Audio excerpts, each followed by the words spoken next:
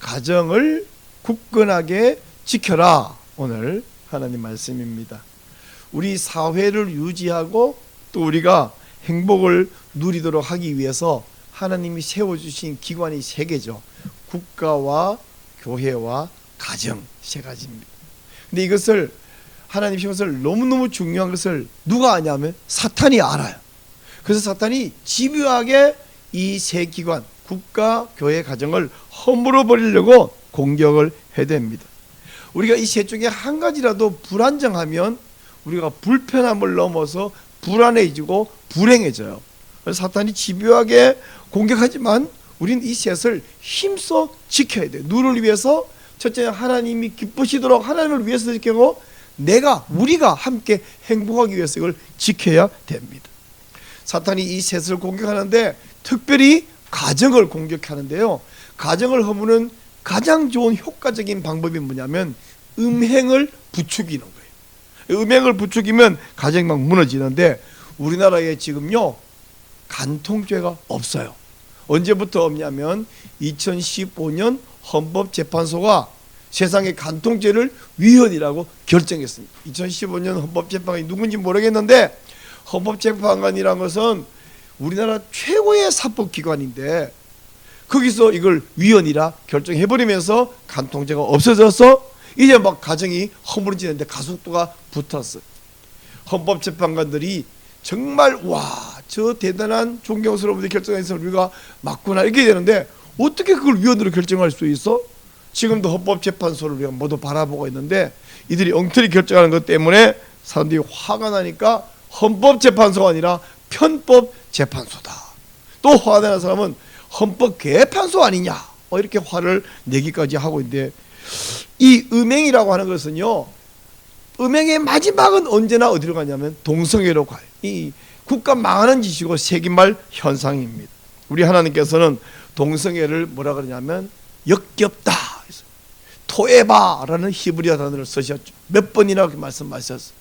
동성애를 나쁘다고 말하는 사람을 혐오 세력이라 말하는 사람인데 그게 맞다면 하나님은 혐오 세력입니다. 하나님이 혐오 세력이에요. 하나님이 말씀하는 동성애자가 혐오 세력이에요. 동성애자와 그걸 두드는 사람이 이걸 혐오 세력이라고 합니다. 우리 하나님은 혐오하십니다. 역겹다, 토에바라고 말씀하셨어요. 가정하다. 근데 이 혐오스럽고 가정스러운 동성애를 두둔하면서 동성혼 합법화를 누가 시도해요? 국회의원이 끊임없이 대놓고 차별금지법, 평등법 이런 거 하다가 안 되겠으니까 우회적인 방법으로 다양한 이름으로 이걸 열심히 추진하고 있습니다. 근데 우리가 이걸 정말 노력해서 온 국민이 온 교회가 노력해서 막으려고 왔는데 작년 7월 18일은 엉뚱하게 국회가 아니라 대법원에서 동성 커플 직장 건강보험료 피부영자 자격을 덜렁 인정해 주므로 동성혼 합법화의 길을 열어놓고 말았습니다. 여러분이 하나님을 잘 섬기기 위해서 하나님이 기쁘시게 하도록 또한 여러분 우리의 행복을 위해서 우리가 국가가 안정되고 교회가 바르게 굳건하게 서고 가정이 평안하게 유지되는 이 세 가지 일에 적극적으로 헌신하시기를 예수님의 이름으로 부탁합니다. 그렇게 돼야 우리가 행복할 수 있거든요. 하나님께서 사람을 만드신 이후에 처음으로 뭘 명령하셨냐면 결혼해라 그리고 생육하고 번성해라. 이거 두 가지 명령하셨어요. 다른 어떤 명령보다 먼저 그 명령을 하셨어요. 자, 창세기 1장 28절 읽어주세요. 시작. 하나님이 그들에게 복을 주시며 하나님이 그들에게 이르시되 생육하고 번성하여 땅에 충만하라. 이게 첫 번째 명령입니다. 이건 창세기 1장에서 개괄적인 설명이고 창세기 2장에 가면 사람 지으심에 대한 구체적인 설명이 나오는데 사람을 지으실 때 하나님이 뭐냐 2장 18절에 하나님께서는 사람이 혼자 있는 것이 좋지 못하다. 영어로 no good, 히브리어로 로토브라고 말씀하셨어요. 자, 2장 18절 읽어주세요. 여호와 하나님이 이르시되 사람이 혼자 사는 것이 좋지 아니하니 내가 그를 위하여 돕는 배필을 지으리라. 이렇게 말씀을 하시면서 아담에게 여자를 만들어 주셨습니다. 그리고 여자를 지으신 이후에 뭐라 그랬냐 2장 24절 시작. 이러므로 남자가 부모를 떠나 그의 아내와 합하여 둘이 한 몸을 이룰지어다. 둘이 한 몸이 되라고 말씀을 해주셨습니다. 자, 하나님께서는요, 결혼하지 않고 독신주의자, 요즘 주장하는 사람이 가끔씩 있는데, 독신으로 사는 거 하나님이 좋아하세요, 싫어하세요? 싫어하셔요. 좋지 아니하다 말씀하셨습니다. 근데 중세 시대의 교회가 하나님의 뜻에 반대되는 결정을 한 적이 있습니다. AD 1139년에 중세 교회가요, 사제들의 독신을 의무화하는 결정을 했습니다. 어떻게 교회가 이런 반성경적 결정을 다 합니까? 근데 종교개혁 이후에 17세기에서는 스코틀랜드에서 우리 스코틀랜드 장로교회가 독신 서약을 죄다 이렇게 규정하는 결정을 했습니다. 오늘날 어떤 성경도 모르고 하나님도 모르고 주위의 상황을 보면서 혹은 개인적인 소신으로 나는 평생 독신으로 살 거예요, 이런 거 보고 흔히 독신주의자라 그러는데, 독신주의자가 있다면 생각을 바꾸어서 내가 결혼하려고 노력해야 되겠구나, 좋은 배우자를 찾아야 되겠구나, 그리고 또 이상적인 배우자가 없잖아요, 그죠? 뭐 그런 것을 저희 대형마트에 가면 파나요? 이상적인 남편값, 이상적인 아내값, 그런 거 없잖아요. 현실에 맞게. 그리고 결혼해서 가정을 이루는, 그게 바로 개인적인 종교 개혁이에요. 우리 가운데는 그런 종교 개혁 필요한 사람이 없죠.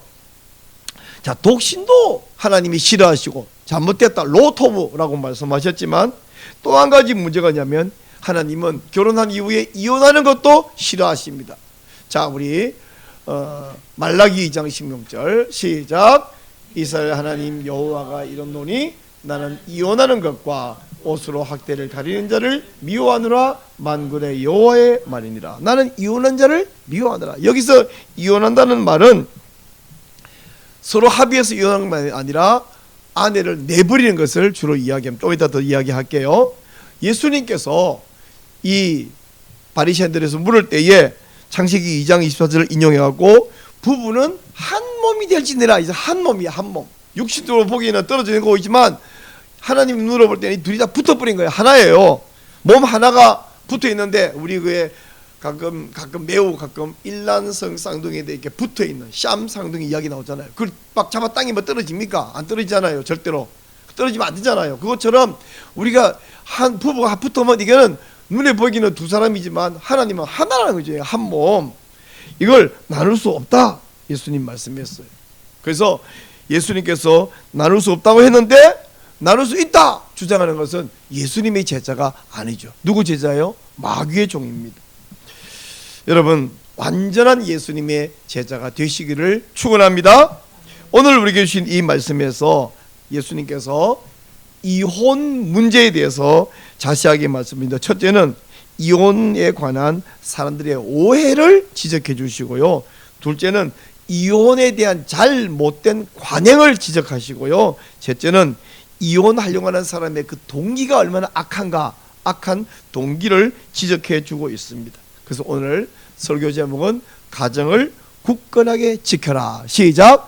가정을 굳건하게 지켜라 입니다. 오늘 이 말씀을 듣고 소중한 가정을 굳건하게 지킴으로써 첫째, 하나님이 기쁘시도록 하고, 둘째, 내가 행복하게 되시기를 축복합니다.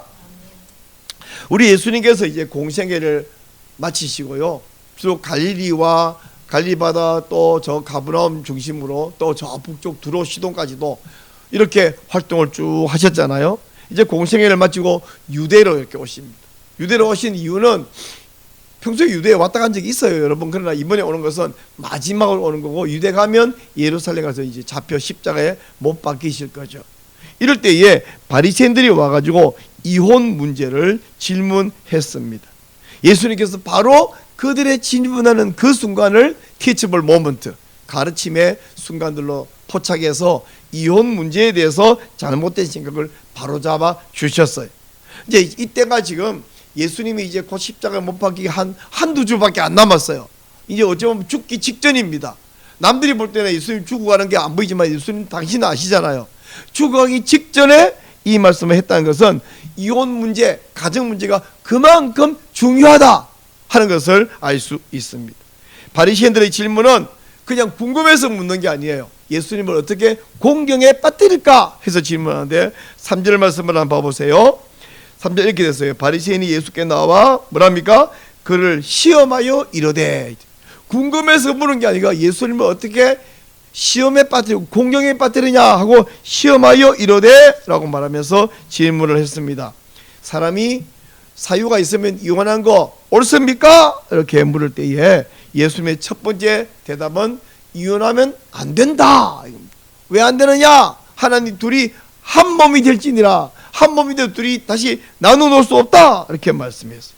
예수님께서 이혼이라는 것은 몸 하나 붙어있는 샴쌍둥이를 떼는 것처럼 있을 수 없는 일이다 그러는데 오늘날 어떻습니까? 이혼은 얼마든지 가능하다 이렇게 주장하는 사람이 너무 많은데 불신자, 하나님 안 믿는, 성경 없는 사람이 그런 주장을 한다 손치더라도 예수님의 제자라는 사람이 그런 주장에 따라가면 이건 예수님 따르는 게 아니고 마귀 따르는 마귀 종이 되는 것입니다. 예수님께서 대답하실 때에 바리새인들이 뭐냐면 그러면 왜 요 물으려고 한 거예요. 예수님 뭐라고 말할지 알고 다음 질문이에요. 그러면 왜 모세는 이혼 정서를 주어서 아내를 내버리라고 했습니까? 이렇게 물었어요. 자, 모세 오경에 너희가 아내를 내버리면 이혼 정서를 줄지니라 이렇게 말했는데 이 말은 자 아내를 버리고 싶으면 언제든지 이혼 정서만 주면 된다. 이혼 정서를 갖고 언제나 내버려도 괜찮다. 모세가 그렇게 말한 것이냐? 예수님께서 그런 질문에 당황하실 분이 아니죠. 예수님께서 모세가 그렇게 말한 데는 이유가 있다. 그 이유는 아내를 버릴 만한 이유가 있다가 아니라 너희들이 악하기 때문에 그게 이유다. 이 말씀을 하셨어요. 한마디로 말하면 이혼 정서를 줄지니라 이 말은 이혼 정서만 주면 언제나 마음대로 쉽게 아내를 버릴 말이 아니라 아내를 제가 말했죠. 이혼이라는 것은 둘이 막 서로 싸워가지고 갈라지는 게 아니라 그 시대는 일방적으로 남자가 여자를 버리는 거거든요. 그래서 쉽게 이혼하지 못하게 하려고 하는 조치가 이혼 정서를 줘라. 이 무슨 말인지 좀 이따 더 설명할게요. 이 고대 사회는요. 이스라엘도 우리나라도 일방적으로 남자가 모든 권리를 가졌어요. 그래서 남편에게 아내가 버림받으면 살아갈 길이 막막합니다. 우리나라도 아내를 내쫓기 위해서 만들었던 조항이 있는데 칠거지약 7가지 나쁜 악이 있는데 이런 것이 있습니다.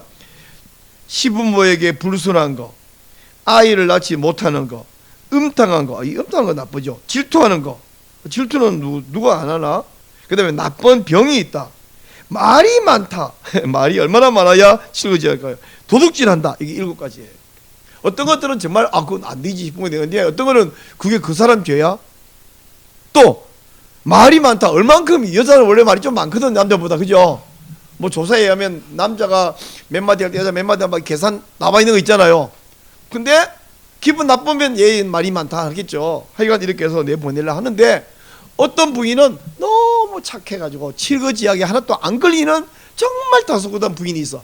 근데도 마음에 안 들어 내보내고 싶어. 그럼 뭐라 합니까? 궁합이 안 맞다. 이래갖고 또 아내를 내쫓는 나쁜 남자도 있었어요. 근데 우리나라도 칠거지약 같은 게 있었는데 이스라엘 어떠냐? 보니까 우리보다 아내를 내버리겠다는 조항이 더 많아. 제가 한번 조사해 봤는데요. 이런 것이 이혼 사유가 됐습니다. 머리를 늘어뜨리고 공공장소에 가는 거, 지나가는 남자와 쓸데없이 이야기하는 거, 목소리가 큰 거, 목소리가 쌀쌀 맞은 거, 부부관계에 대해서 불만을 이야기하는 거, 역겨운 냄새가 나는 거, 추한 흉터가 있는 거, 11조를 드리지 않은 곡식으로 남편에게 음식을 주는 거, 뭐 이 외에 또 있어요. 제가 강단에서 말하기는 좀 민망한 것도 더 있어요. 자, 이런 것 등이 이혼 사유가 된다고 유대인들이 주장을 했어요. 우리나라 칠거지약 주장하듯이 이런 사람들에게 이혼 정서를 주어서 보낼지니라. 이 말은 2가지 목적이, 첫째는 이혼 절차를 아주 까다롭게 해가지고 이혼을 하고 싶다가 포기하게 만드는 것이 첫째 목적인데요.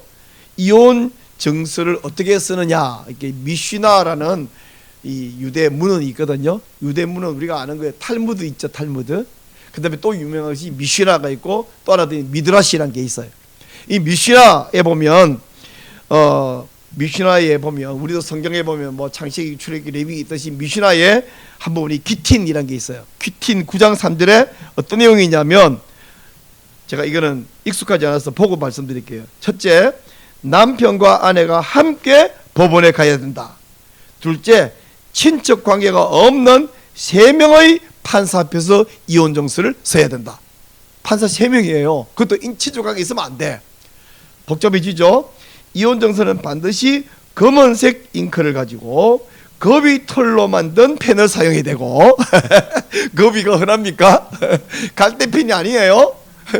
갈대펜 거위 털로 써야 되고 종이나 양피지에 써야 되는데 거기는 남편과 아내 이름이 명시해야 됩니다.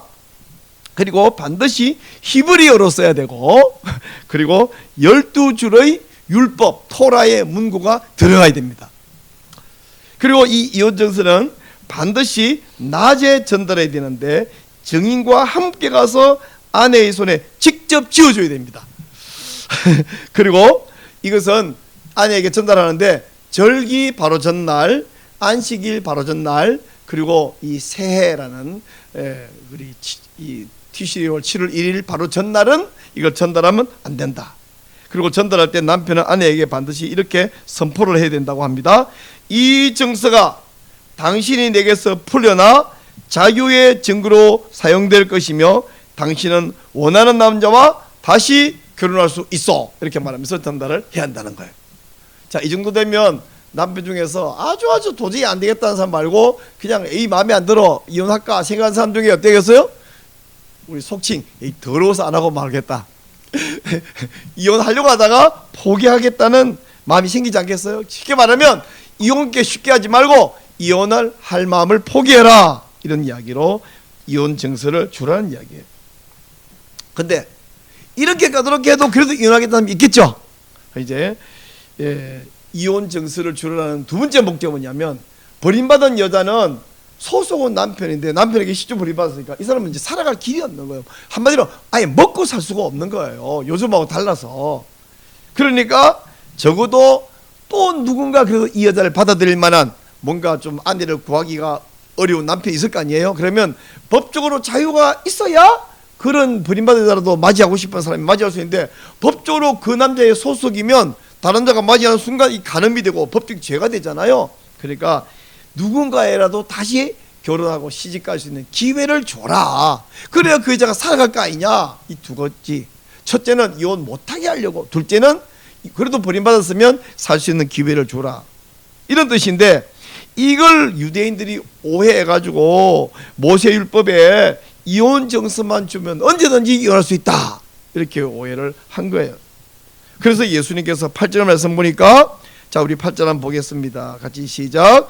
예수께서 이르시되 모세가 너희 마음의 완악함 때문에 아내의 버림을 허락하였거니와 본래는 그렇지 아니하니라. 분명히 이혼을 허락한 게 아니라 내보내지 못하게 하려고. 그래도 내버리는 못된 사람이 있으면 나가서 먹고 살 방법이라도 길이라도 열어줘라. 이렇게 해서 이혼 정서를 주라고 한 것이다 말씀을 해주었어요. 그리고 9절에서 이어서 예수님께서 아내가 음행한 이유 외에는 이혼할 수 없다 분명히 말씀했습니다. 여러분 이 고대에 이혼하는 남자 말이죠. 여자가 이혼하는 게 없다고 말씀드렸잖아요. 이혼한 남자가 이러도 내보내서 오는데 사실은 아내가 음행한 사람이 뭐 고대라고 없겠습니까? 근데 아주 드물게 있겠죠. 그러면 그 여자는 이제 그냥 내보내는 게 아니라 돌에 맞아 죽어요. 근데 아내가 음행해서 내보내는 매우 드문 경우가 있던가면 이혼하는 사람 중에 대부분은 뭐예요? 아내가 음행해서 그냥 지가 음행하고 싶어서, 다시 말하면 이 여자를 내버려야 다른 여자랑 결혼하고 싶어서 이혼하는 이런 사람 보고 저는 놈이라고 말해요. 놈. 예? 그런 남자, 그런 놈이 있었단 말이죠. 그래서 예수님이 뭐라 하냐 9절에 보니까 아내를 버리고 다른 데 장가드는 자는 간음함이니라 말씀하셨어요. 이 말을 바꿔서 말하면요, 모세는 니들이 아내를 꼭 버려야 되겠으면 이혼 정서라도 줘서 보내라. 이혼 정서는 방법이 아주 복잡하고 전달하는 것도 아주 까다롭죠. 미시나에 의하면. 그런데도 내보내려면 그렇게 해서 내보내라 이렇게 말하는데, 예수님은 뭐랬냐면 그보다 한 수를 더 떠서 이혼을 꼭 하고 싶냐? 그 여자랑 도무지 못 살겠냐? 그럼 그 여자 내보내고 평생 독신으로 살아라 이 말이에요. 오늘날 이혼을 정말 하겠다는 남편이나 아내가 있으면, 그래? 그 남자랑 그 여자랑 도저히 못 살겠으면 너 평생 독신으로 살아라. 제가 예수님 말씀을 가져와서 목사로서 도무지 이혼하고 못 살겠으면 너 앞으로 남은 생평생 독신으로 살아 이렇게 좀 말할 수 있어요. 그죠? 자, 이제 고대의 이혼이라고 하는 것은 남자가 일방적으로 아내를 버린 거잖아요. 모든 권리, 재산 권리 뭐 다 가져서. 그리고 아내는 요즘처럼 뭐 취직이 가능한 거 아니에요. 한마디로 남편이 죽은 경우 있잖아요. 우리 예수님 시대에도 자주 구제 대상으로 등장하는 단어가 두 개 있죠. 고아와 과부. 이 과부는 남편이 버림받은 게 아니라 죽어버린 거야. 그러니까 이 과부도 젊은 과부는 새롭게 시집가면 어떻게 살겠는데, 나이가 어느 정도 중년 이상 된 과부는 이건 뭐 살 방법이 없는 거예요. 왜? 우리는 남편이 죽으면 재산이 누구 거냐면 아내 것이 되죠. 그 시대는 남편이 죽으면 재산이 시댁이 다 가져가는 거예요. 옛날은 왜 그런지 모르지만, 자, 이래서 일방적으로 버렸는데, 근데 오늘은 어떠냐? 남자 여자 권리가 동등해. 그래서 이제는 남편이 일방적으로 아내를 버린 게 아니라 서로 너랑 못 살겠다, 합의해서도 이혼하고 이렇게 해서 이혼하는데, 그러니까 이혼이 쉬워지는 거죠. 이혼을 하니까 가정은 갈갈이 찢어지고, 이혼한 사람의 본인의 가슴도 갈갈이 찢어지고, 그 자녀들 아주 상처투성이로 자라서 정상적인 생활이 안 되도록 됩니다. 그래서 우리 하나님께서는 인간의 행복을 위해서 가정을 주셨잖아요. 근데 이 이혼을 막 밥 먹듯이 해야 되니까 어떡합니까? 가정이 지옥으로 변하는 거예요. 그래서 숨어서 낄낄거리면서 박수치는 놈들이 있습니다. 마귀, 사탄이에요. 잘됐다, 야 살지 마라. 그리고는 예수님은 아내를 버렸으면 다시 장가가지 마라 그랬는데, 두 번, 세 번, 네 번, 특별히 연예인들이 막 그런 것을 보여주면서 괜찮아, 얼마든지 유행이야 이렇게 만들어 가는 거예요. 자, 그러면 가정이 깨어진 건 누구 잘못이냐? 누구 잘못이냐보다도 오늘날처럼 서로 이혼하니까 서로가 서로를 향해서 가해자이고 서로가 가해를 받은 피해자가 되는 것입니다. 자, 그러면 가정을 누가 바로잡아야 될까요? 서로 노력해서 바로잡아야 될까요? 그 말이 맞습니다. 근데요, 서로 노력해서 바로잡아야 된다가 맞는 것 같은데 사실은 말이 안 됩니다. 왜 말이 안 되냐면, 이 서로라는 말은요, 네가 잘하면 나도 잘할게, 조건부가 돼요. 네가 어떻게 하든지 내가 할게, 이게 아니라 네가 잘하면 나도 잘하고 내가 잘할 테니까 네도 잘해라. 안 그러면 우리 또시 재미없어? 못 살아. 이 서로 노력한다는 말은 이거 가능성이 없습니다. 그럼 어떻게 되느냐? 네가 남편 노릇 잘하면 내가 아내 노릇 잘하고, 네가 아내 노릇 잘하면 내가 남편 잘할게가 아니라, 가정이 찢어지고 깨어지면서 막으려면 누가 막으냐? 내가 막아야 돼. 내가 손해보고 내가 희생하고 내가 막아야 가정이 보존이 됩니다. 왜 나만 손해봐야 되느냐 하면, 이 말씀을 하신 분이 예수님이기 때문에 그래요.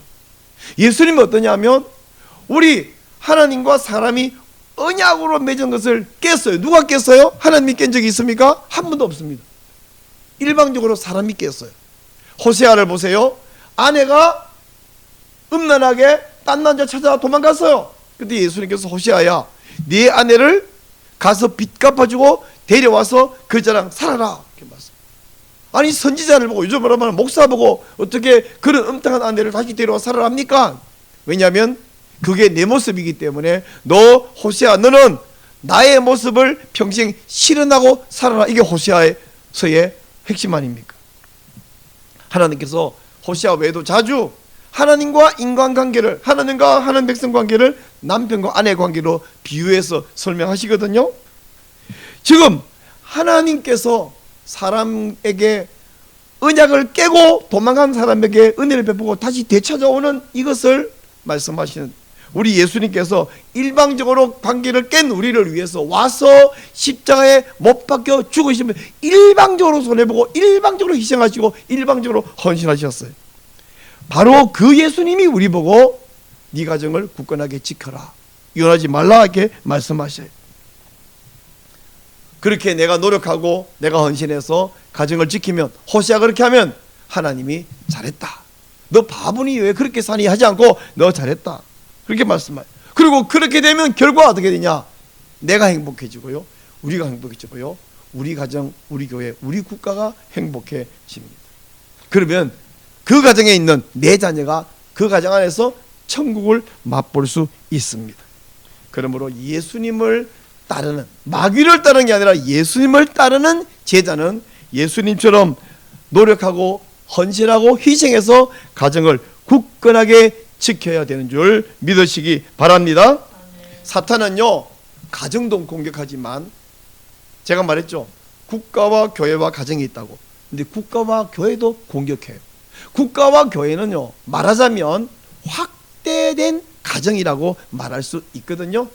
우리 소규모의 핵가정, 부모님과 자녀, 그것도 가정이고, 또 좀 더 확대해서 확대 가정, 우리 옛날엔 대가족으로 살았잖아요. 그것도 가정이에요. 패밀리. 그런가 하면 이 국가는 성이 다르지만, 가족이 다르지만 온 국가는 우리가 함께 사는 테두리 안에서 확대된 가정이고요. 영적 가족 있죠, 교회. 이것도 우리의 가정, 확대된 가정입니다. 그런데 사탄은 국가와 교회를 계속 공격합니다. 그러므로 우리가 행복하기 위해서, 하나님이 기쁘시기 위해서냐, 내 가정도 당연히 지켜야 되지만 이 확대된 가정인 국가와 교회도 우리가 함께 보존하고 함께 지켜야 돼. 좀 전에 가정 이야기할 때 내가 왜 원인 제공자가 해결해야 되고 원인 제공자가 사과해야 되고 원인 제공자가 노력해야지, 내가 피해자인데 왜 내가 노력해가지고 바로잡아야 돼요? 이렇게 말해갖고는 내가 불행해지고 하나님이 기쁘지 못하는 것처럼 국가도 마찬가지. 국가 나쁜 놈들이 바로잡아야지 내가 어떻게, 이래가지고는 국가가 바로잡지 않습니다. 요즘 우리나라가 너무나 혼란스럽습니다. 대통령부터 주요 공직자가 죄다 탄핵 소추돼가지고 행정부 마비되어 있습니다. 어떤 분이 그래요. 북한이 만약 쳐들어오면 누가 나가서 이걸 지휘해서 막겠냐. 미국 트럼프 대통령 취임했지만 우리나라 누구랑 서로 협상을 하겠냐. 못하고 있어요. 못하고 있어요. 근데 대행이 탄핵소추가 됐어요. 아직 표결을 안 했는데, 그런 위험한, 불안한 사람하고 대통령이 뭐 협상하겠어요? 뭐 하게, 아무것도 못해. 지금 지난주 금요일 날 최상목 대통령 권한 대행의 대행, 이분들 탄핵소추 되어버렸습니다. 이 우리 윤석열 대통령 정부 2년 반 사이에 벌써 30번째 탄핵소추. 1948년 이승만 대통령 대한민국 수립 이후부터 문재인 대통령까지 2022년까지 탄핵소추가 토탈 21번이었대요. 근데 이번 2년 반 동안 탄핵소추가 30번. 그러면 와, 윤석열 정부가 그만큼 잘못하고 죄가 많고 엉터리니까 그런 거 아니냐 라고 생각해 볼 수 있는데, 그게 아니라는 게 증명된 게 뭐냐면, 그 중에서 지금 8명의 탄핵소추가 선고가 났는데 모두 기각이에요. 더구나 최근에 4명은 헌법재판관 8명이 지난번 이진숙 방통위원장 같은 4대4로 기각인데 이번에 8대0으로 일제히 기각. 이게 뭐예요? 지금까지 탄핵소추가 앞으로는 뭐가 나올지 모르죠. 그러나 지난 8건 선고된 걸 볼 때에 8대0, 지금까지 탄핵소추가 다 엉터리였다, 잘못된 거다는 것을 보여주고 있죠. 이렇게 지금 막 국회가 입법 남발, 탄핵 남발을 막 해야 되는데, 이 악한 세력들 뒤에 누가 있냐? 중국 공산당이 있습니다. 중국 시진핑은 지금 온 세계를 어지럽히고 있어요. 그러므로 중국의 쇠쇠 해가지고는 그런 나라는 반드시 불행해집니다. 근데 우리 지난 정부에서 중국 공안하고 우리나라 경찰하고 MOU를 체결해 놨어요. 그들이 지금 막 길거리에 경찰복 입고 돌아다니는 사람 가운데 중국 공안들이 여러 명이 발견됩니다. 여러분, 그 천안문 사태 추모가 자유의 꽃이라는 노래 있어요. 중국말로 된 노래를 딱 크게 켜주면요, 공안들이 술금tung 도망을 가. 아이, 경찰이 중국말 모르는데 그 노래가 무슨 노래인지 어찌 알며 그 노래를 듣고 왜 도망을 가죠?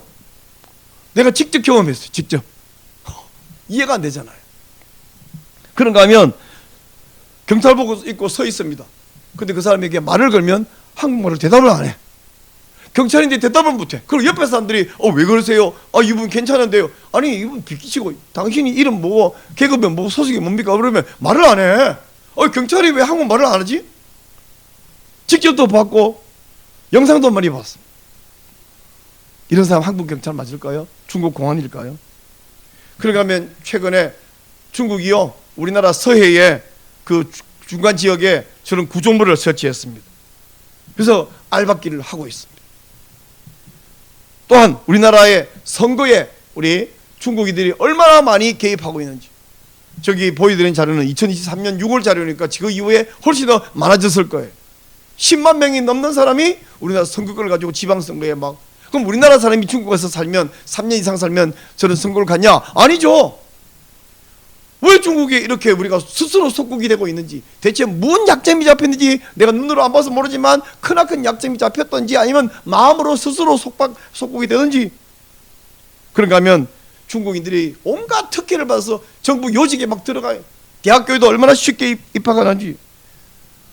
처음에는 화교 특별 전형이라 했더니 아니래. 그럼 뭔데 했더니 외국인 특별 전형이래. 근데 외국인 특별 전형인데 외국인 중에 절대多数가 중국 조선족, 중국 한족이니까 말하자면 화교 특별 전형이라고 말해도 괜찮죠. 뭐 심지어 내신 6등급도 의대에 들어간다는 말도 있어요. 그런가 하면 우리나라 사람들은 들어가기 너무 어려운 서울대, 연대, 고대. 제 친구 선교사 아들이 연세대학교 다녀요. 지금 졸업했지만. 그래서 와, 공부 잘했구나 그런 줄 알았는데 알고 봤더니 외국 선교사 아들. 그 선교사 아들이 연대 간 건 내가 뭐 좀 내 마음으로는 좀 괜찮은 것 같은데, 하여튼 외국에서 온 사람, 외국 선교사. 우리는 서울대, 연대, 고대 들어가면 소위 스카이 들어가려면 얼마나 힘듭니까? 천재들만 들어갈 수 있는 것 같은데 외국에 사는 사람, 외국에서 온 외국인 스카이 너무 쉽게 들어가요. 헌법재판소 안에도 중국 사람이 여러 명이 들어와 있는데, 처음에는 그 사람이 국적이 중국으로 돼 있더니 이거에 대해서 사람들이 막 공개하니까 국적을 서울로 바꾸더라고요. 와, 이거 어제는 중국 돼 있는데 오늘은 서울로 바뀌었네요. 그랬더니 지워버렸어. 국적이 빈칸에 있어. 이야, 세상에. 이래갖고 우리 자녀들이 어떻게 살겠어요? 중국에 다 먹히고.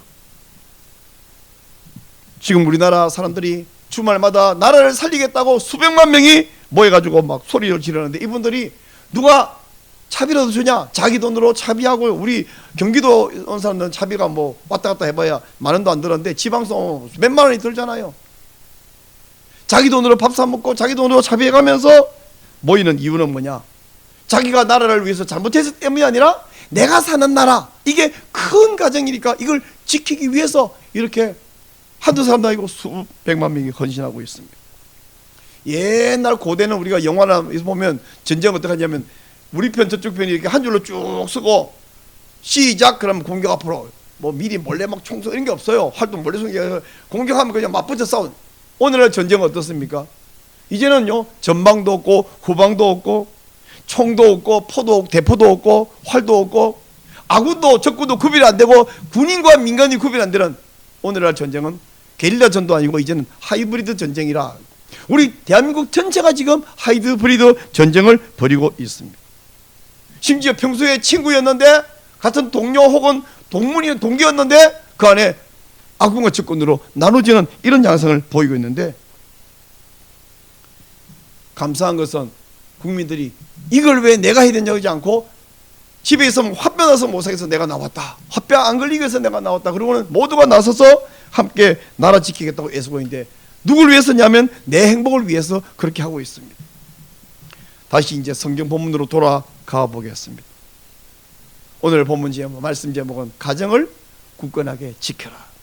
하나님께서 우리를 행복하게 살게 하기 위해서 세 가지 기관, 가정, 교회, 국가, 국가와 교회와 가정을 주셨습니다. 그런데 사탄은 이 셋을 허물려고 하고 특별히 가정을 허물려고 합니다. 작은 단위의 가정이 허물어지면 온 나라가 엉망진창 허물어집니다. 우리 가정은 굳건하게 지켜도 온 나라가 허물어지면 우리 가정이 불행할 수밖에 없어요. 제가 자주 하는 말, 저기 뚝뚝이 막 무너지는데 우리 집 담벼락을 튼튼하게 하고 자물쇠 치운다고 물이 안 들어옵니까? 확 쓸어버리는데. 그래서 내 가정도 지켜야 되고 온 나라도 지켜야 됩니다. 누굴 위해서? 나를 위해, 내 행복을 위해, 또 누굴 위해서? 우리 자녀를 위해서, 또 누굴 위해서? 하나님을 위해서 이렇게 해야 됩니다. 그래서 사탄은요, 집요하게 이 셋을 허물어 보려고 하고 있어요. 확대된 가정이 국가와 교회도 허물어 보려고 하고 내 핵가족도 허물어 보려고 음행이라는 것을 부추겨요. 음행에 관계없는 사람이 남녀노소 없어요.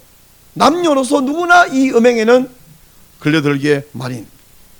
저는 대한민국과 한국교회와 우리 가정을 위해서 날마다 기도합니다. 또 내가 할 수 있는 일을 최선을 다해서 하고 있습니다. 이 나라가 허물어지고 위험한 것이, 한국교회가 부패하고 타락하고 막 깨지는 것이 누구 탓이냐? 요거 따지는 것은 아무 도움이 안 됩니다. 예전에 어떤 목사님이 이런 예화를 들었어요. 좀 재밌는 예화는 아닌데 아주 자극적인 예화인데 이런 예화 들었어요. 아침에 교회 예배드리러 딱 왔다. 근데 교회 현관에 누가 똥을 넣어놨다. 그럼 어떻게 되겠느냐? CCTV를 분석해라. 또 이게 몇 시까지는 없었는데 몇 시에 생겨났냐? 이 DNA를 검사해봐라. 누구 똥인지. 자, 그런 일이 필요하긴 하겠죠. 그러나 그보다 더 해야 되는 게 뭐냐면 누가 빨리 치우는 거죠. 현관에 누가 똥을 넣어놨으면 야 이게 뭐 줄 쳐놓고 폴리스 라인 쳐놓고 DNA CCTV 분석해가지고 그럼 교회가 평안하겠어요? 예배가 되겠어요? 그런 거는 혹시 나중에 범인을 못 잡는 한이 있더라도 빨리 치우고 냄새 싹 없애고 문 열고 향수 싹 뿌려가지고 그래야 교회가 평안하고 예배되지 않겠냐 이거죠. 마찬가지로 가정이 찌그덕거린다. 누구 잘못이냐? 국가가 문제가 있다. 누구 잘못이냐? 그것도 필요하겠지만 그 나중에 원인을 제거해야 다시 일이 안 생기겠고 CCTV 해가지고 다시 현관에 누가 똥 넣는 없도록 만들어야 되겠죠. 그러나 지금은 뭐 해야 돼요? 똥을 치워야 될 거 아니야. 냄새 싹 없애고 싹싹 닦아가지고. 마찬가지입니다. 우리 가정에 이 똥 같은 게 있다. 우리 국가에 똥 같은 게 있으면 제일 먼저 누가 해야 되냐? 뭐 해야 되냐면 치워야 돼요. 그럼 누가 치워야 되냐 할 때에 그 똥 넣는 놈 잡아다가 치우라 그래가 아니라 내가 냄새 나는 걸 내가 왜 해요? 혹시 하다 묻을 수 있는데 우리 교회 평안하려고, 우리 가정이 평안하려고, 우리나라 평안하려고 내가 해야 된다. 내가 유익하고 내가 행복하기 위해서 국가와 교회 그리고 우리 가정을 지키는 것. 이거 원인지 공자 따지는 것보다 내가 나서서 해결하는 것이 더 중요합니다. 여러분, 우리 하나님이 기뻐하시도록, 우리 예수님이 기뻐하시도록, 여러분이 행복하도록, 우리의 자녀가 행복하도록 하기 위해서 가정을 굳세게 지키고 확대된 가정이 교회와 나라까지 힘써 지키시기를 축원합니다.